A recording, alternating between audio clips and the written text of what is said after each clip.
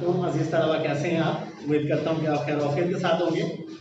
आज हम lecture number 9 में चैप्टर पढ़ाएंगे, चैप्टर नंबर 6 पंचायत। और लेक्चर नंबर 8 में हमने गज़ल की एक्सरसाइज जुमलों की दुरुस्ती और मुज़क्कर मुअन्नस किए थे। तो जल्दी से उर्दू अलिफ की बुक ओपन कर लें। चैप्टर है पंचायत, लिखने वाले हैं मुंशी प्रेमचंद। पहले मैं इनका इंट्रोडक्शन तारुफ आपको पढ़ा देता हूँ, उसके बाद फिर पंचायत में क्या क्या हुआ, कितनी पंचायतें हुई, वो मैं आपको डिटेल से बताता हूँ। मुंशी प्रेमचंद जो है 1880 में इनकी पैदाइश है, 1936 में इनकी वफात है, 56 साल इनकी उम्र है। प्रेमचंद का असल नाम धनपत राय था। जिला बनारस के गांव में मनही में पैदा हुए। वालिद मुंशी अजायब लाल डाकखाने में मुलाजिम थे। मैट्रिक का इम्तिहान पास करने के बाद एक स्कूल में मुदर्रिस उस्ताद की हैसियत से ये काम करने लगे और 1900 में गवर्नमेंट मिडिल स्कूल से सरकारी मुलाजमत का आगाज किया। मुलाजमत के साथ साथ तालीम हासिल करने का सिलसिला जारी रखा। चनाचा 1919 में इलाहाबाद यूनिवर्सिटी से बीए कर लिया। 1921 में मुलाजमत से इस्तीफा दे दिया और मुकम्मल तौर पर इल्मी व अदबी कामों में मशगूल हो गए। 36 में अंजुमन तरक्की पंजाब मुसन्निफीन के पहले इजलास की सदारत की और इसी साल बनारस में वफात पाई। प्रेमचंद ने अपनी तहरीरों में हिंदुस्तान के देहात में बसने वाले मजदूरों और किसानों की जिंदगी और इनके मसाइल कामयाबी के साथ बयान किए। उनके अफसानों में अफसाना, दास्तान, किस्सा, कहानी नेकी तमाम तर मुश्किलात के बावजूद बदी के मुकाबले में गालिब रहती है। यानी कि नेकी बज़ाहिर तो बहुत मुश्किल लगती है, लेकिन उसके बावजूद जीतती नेकी ही है। इनकी ज़बान सादा, इन्होंने मकामी वाक़या और हक़ाइक़ को मौजू बनाकर तहरीरों में मकामी रंग पैदा किया। इनकी तहरीरों की बुनियाद माशरती मसाइल, माशरत, नफ्सियाती मुताला और मुशाहिदे पर है। इनके किरदार ज़्यादातर मिसाली हैं, जिसमें तनु यानी मुख्तलिफ किस्म पाई जाती है। इन्होंने तकरीबन हर उम्र और पेशे से मुतल्लिक किरदार पेश किए हैं। प्रेमचंद का शुमार उर्दू के अव्वलीन अफसाना निगारों में होता है। इनके अफसानों के मजमूए में सौदे वतन है, प्रेम 25 है, प्रेम 40 है, ज़ादे राह है, वारदात ज़्यादा अहम। इन्होंने अफसानों के अलावा नावल भी लिखे, जिसमें मैदान अमल, बाजार हुस्न और गौदान को ज़्यादा शोहरत मिली। यह है इनके अफसाने।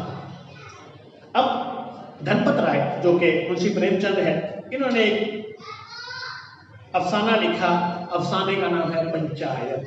अब इसमें होता क्या है? इसमें दो पंचायतें होती हैं। एक जुमन और खाला के, उसकी जो खाला होती है उसके दरमियान होती है, और सालस यानी कि फैसला करने वाला बनता है अलगू। अलगू जुमन का दोस्त भी होता है, लेकिन वो इंसाफ और हक की बुनियाद पर फैसला खाला के हक में नहीं देता है, जबकि ये दोस्त जुमन ही का होता है।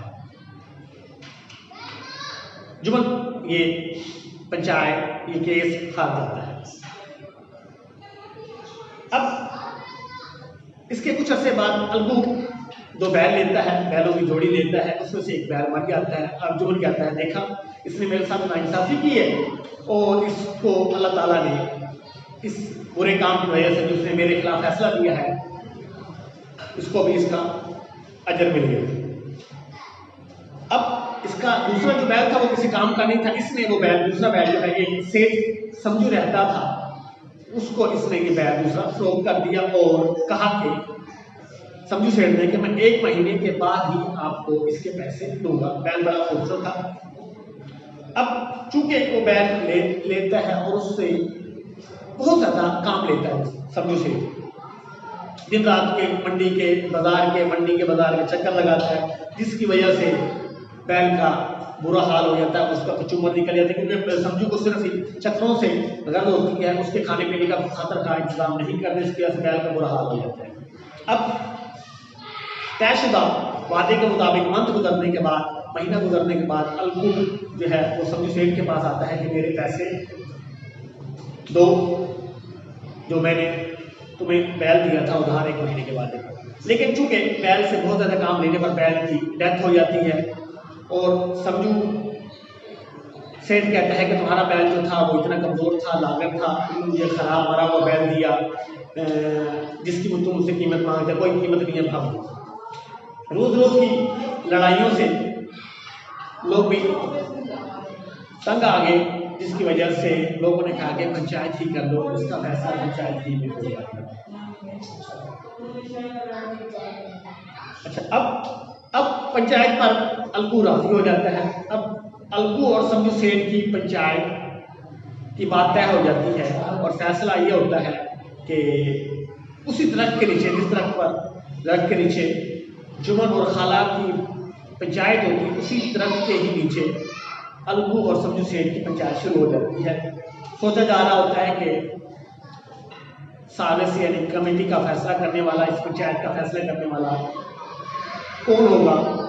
अब चूंकि पता होता है समझू सेठ को कि जुमन जो है वो अलगू का दुश्मन है और अलगू ने जुमन के खिलाफ फैसला सुनाया था। अब समझू सेठ जानबूझकर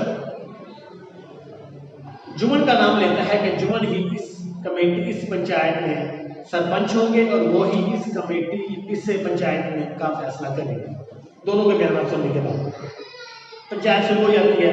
दोनों फरीकें अपने अपने बयान देते हैं, दलाइल आते हैं, शवाहिद इकट्ठे किए जाते हैं।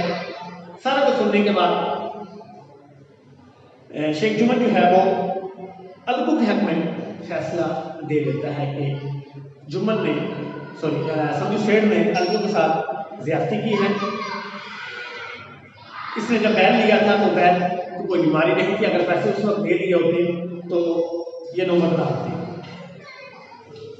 तो दोनों आपस में राजी हो जाते हैं और ये बात तय हो गई है। मतलब इससे पंचायत से ये नतीजा निकलता है कि जब भी हमें किसी मनसब पर, हमें किसी ओहदे पर बिठा दिया गया हो और हमें फैसला करने वाला बना दिया गया हो, हम अपने किसी अजीज या दोस्त जानने वाले को ना देखें, बल्कि इंसाफ और हक के मामले पर देखते हुए सही फैसला करें, ताकि हमें बाद में किसी किस्म की परेशानी का सामना न करना पड़े। ये लिए हमारी पंचायत हम पढ़ते हैं। इसका मीनिंग है पंचों की कमेटी, झगड़ा खत्म करने वाली कमेटी। मकासिद तदरीस पढ़ते हैं, तलबा को पंचायत के मफहूम और अहमियत से आगाह करना, तलबा को अदल और इंसाफ और हक और सदाकत की फजीलत से रोशनास कराना, देहाती ज़िंदगी के मुख्तलिफ पहलुओं से तलबा को मुतारिफ करवाना, ये बताना कि सिंध से अफसाना किस तरह ज़िंदगी की हकीकतों से वाबस्ता है। जुमन शेख और अलगू चौधरी में बड़ा याराना था, बड़े दोस्त थे, याराना दोस्ताना सांझे शराकत में खेती होती, कारोबार, लेन देन में भी साझा था, हिस्सादारी थी, एक को दूसरे पर काबिल एतमाद था, काबिल मुकम्मल एतमाद भरोसा। जुमन जब हज करने गए तो अपना घर अलगू को सौंप गए थे और अलगू जब बाहर जाते तो जुमन पर अपना घर छोड़ जाते कि मेरे घर की हिफाजत करना, जिस तरह मैंने तुम्हारे घर की हिफाजत की थी। इस दोस्ती का आगाज उस जमाने में हुआ जब ये दोनों लड़के जुमन के पदरे बजर गवाह, इस पूरे का मतलब है बाप, शेख जुमराती, जो कि शेख जुमन का वालिद है, के रूबरू आमने सामने जानवाई अदब तय करना मुअद्दब होकर बैठा करते थे। अलगू ने उस्ताद की बहुत खिदमत की, खूब रकाबियाँ थाली मांझी धोई, अलगू की बात हुई, खूब प्याले धोए, उनका हुक्का दम न लेने पाता था, दम न लेने पाना, मुसलसल चलना या ना रुकना। इनके बाद पुरानी वज़ा के तौर तरीके के आदमी थे, पुराने ख्यालात के मालिक थे। तालीम के मुकाबले में इन्हें उस्ताद की खिदमत पर ज़्यादा भरोसा। वो कहा करते थे उस्ताद की दुआ चाहिए, जो कुछ होता है फैज़ से होता है, फैज़ नफ़ा। अगर अलगू पर उस्ताद के फैज़ या दुआओं का असर ना हुआ तो इसे तस्कीन थी, तसल्ली थी कि तहसील इल्म हासिल करना का कोई दकीका मामूली बात उसने फर्गुजाश खता नहीं किया, यानी इल्म हासिल करने के हवाले से भी इसने कोई मामूली गलती नहीं की। अगर उस्ताद के दुआओं या फैज़ का असर नहीं हुआ तो तालीम इसने मुकम्मल अच्छे तरीके से हासिल की है, तो फिर इसकी मेहनत काम आएगी। अगर उस्ताद के फैज़ या दुआओं का असर नहीं हुआ तो इल्म इसकी तकदीर, इसकी किस्मत नहीं था। शेख जुमराती खुद दुआ, अब इसके मुकाबले में देखें फैज़ के मुकाबले में ताज़ियाने के ज़्यादा कायल थे। अब उसका जो माइंड था शेख जुमराती का, वो नफ़ा या उस्ताद खिदमत के मुकाबले में ताज़ियाने तेज़ या चुस्त के ज़्यादा कायल थे। वो कहते हैं कि इंसान को तेज़, चुस्त, अपडेटेड होना चाहिए, हर चीज़ के बारे में इसे इल्म हो तो वो कामयाब ज़रूर होता है। जब उसके पास ज़्यादा नॉलेज होगा तो वो उसको यूटिलाइज करेगा और वो कामयाब होगा। और जुमन पर इसका बेहतरीन बहुत ज़्यादा इस्तेमाल किया करते थे कि तुम्हारे पास नॉलेज नहीं है, तुम्हारे पास इल्म नहीं है, तुमने हर तरह का इल्म जो है तुम्हारे पास होना चाहिए, फिर ही तुम्हारी कामयाबी यकीनी है। अब इसी का यह फैज़ था कि आज जुमन की गर्भ और जवाब इर्द गिर्द के मवाज़ात में गाँव में पुरसिश होती थी, पुरसिश पूछ पूछ। शेख जुमन की एक बूढ़ी बेवा खाला थी, इसके बाद थोड़ी सी जमीन थी, मगर गरीब का कोई वारिस न था। जुमन ने वादे वाइद वादा करना कि सबसे बाद झूठे वादे दिखाकर खाला अम्मा से वो मिलकर अपने नाम करवा दे। जब तक हबानामा, इकरारनामा पर रजिस्ट्री ना हुई थी, रजिस्ट्री ना होना, दर्ज ना होना, खाला जाने खूब खातरदारियाँ होती थी, खिदमतें होती थी, खूब मीठे लुक़मे चटपटे सालन खिलाए जाते थे, मगर पगड़ी की मोहर होते ही इनकी खातिरदारियों पर भी मोहर हो गई। मोहर हो जाना, रुक जाना। जुमन की अहलिया भी फहमीन है ने रफ्ता रफ्ता आहिस्ता आहिस्ता सालन की मिकदार रोटियों से कम कर दी। कुछ दिनों तक खाला जान ने और देखा, मगर जब बर्दाश्त ना हुई तो जुमन से शिकायत की। जुमन अमन पसंद, सुलह पसंद, अमन पसंद आदमी था। अब इस मामले में मुदाखलत करना, दखल अंदाजी करना मुनासिब ना समझा। कुछ दिन तो रो धोकर काम चला, रो धोकर बड़ी मुश्किल से। आखिर एक दिन खाला जान ने जुमन से कहा, बेटा तुम्हारे साथ मेरा निभाना होगा, गुजारा ना होगा, तुम मुझे रुपए दे दिया करो, मैं अपना अलग पका लूंगी। जुमन ने बेइतनाई लापरवाही से जवाब दिया, रुपया क्या यहाँ फलता है, पैदा होता है, उगता है? जो तुम मुझे कह रहे हो कि इतने रुपए मुझे दे दिया करना, मैं अपना अलग पका लूंगी, अलग खा लूंगी। खाला जान ने बिगड़ कर नाराज होकर कहा, तो मुझे नान नमक चाहिए या नहीं? नान नमक मामूली ग़िज़ा। जुमन ने मुस्लिमाना अंदाज में जवाब दिया, चाहिए क्यों नहीं, मेरा खून चूस लो। कोई ये थोड़े ही समझता था कि तुम ख्वाजा खिज़र की हयात लेके आई हो। ख्वाजा खिज़र लंबी उम्र, इनकी चंद दिन तुम्हारी जिंदगी के रह गए, चुप करके गुजार दो। जिस तरह आमतौर पर कहा जाता है कि कब्र में तुम्हारी टांगे हैं और तुम इस तरह की बातें कर रहे हो, इस तरह की हरकतें कर रहे हो, तो थोड़े दिन हैं, चुप करके खामोशी से 4 दिन रह गए तुम्हारी जिंदगी के, वो गुजार लो। ऐसे फजूल में ही बहस, रोज का तकरार मुझे अच्छा नहीं लगता।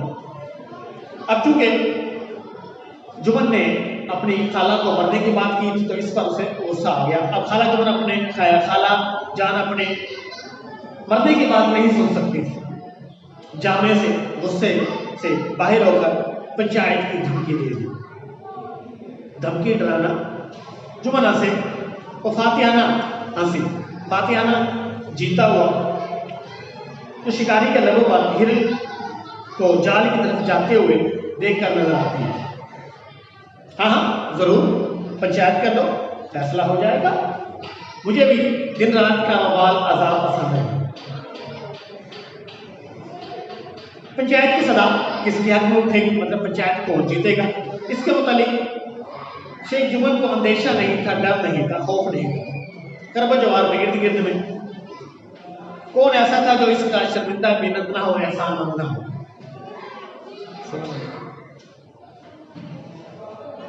कौन था जो इसकी दुश्मनी को हकीर समझे, हल्का समझे। किसमें इतनी जरूरत थी जो इनके सामने बराबरी, इनके सामने खड़ा हो सके, बराबरी कर सके।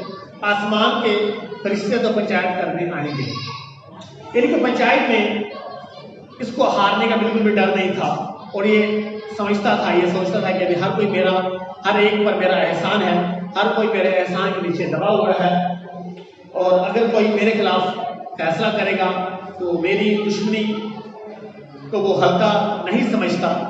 तो मैं ताल्लुकात वाला आदमी हूँ, जिसमें इतनी हिम्मत है कि वो मेरे सामने खड़ा हो सके, मेरे खिलाफ बातें करेगा, मेरे खिलाफ शवाहिद पेश करेगा। तो अगर कोई नहीं आएगा तो आसमान के फरिश्ते थोड़ी ना आएंगे। तो लिहाजा इस हवाले से उसको कोई डर खौफ नहीं था, वो बेफिक्र था कि मैं खुश हूँ, मैंने पंचायत नहीं हारनी। तो बेटा आज के लिए इतना ही। मैं आपको डायरी लिख देता हूँ। डायरी जो है वो आपने डेली